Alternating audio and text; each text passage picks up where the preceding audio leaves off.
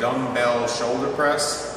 You can do these, again, a number of different ways, and I'll probably do one with resistance bands, maybe a barbell too, but dumbbells are pretty much an easier way.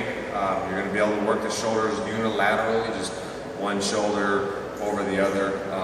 So if you have a strength, if you're right-handed, your right shoulder is not going to be able to dominate because obviously the left shoulder is separate.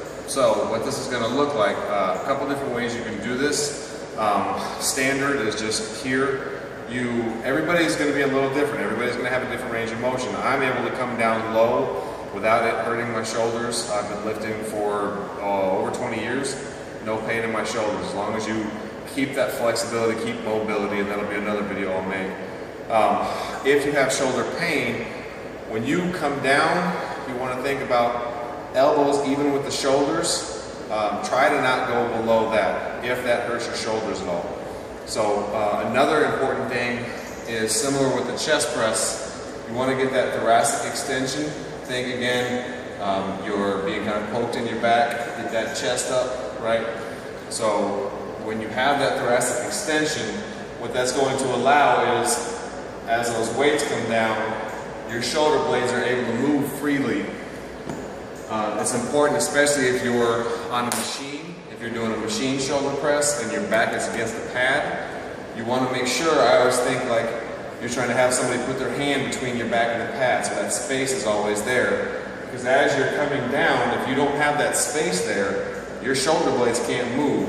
And they end up, that's where a lot of times you'll see people doing shoulder presses or even chest presses, and the shoulders start getting bunched up because the shoulder blades are trying to go somewhere and it just displaces everything in your shoulders. So again, standard is going to be here.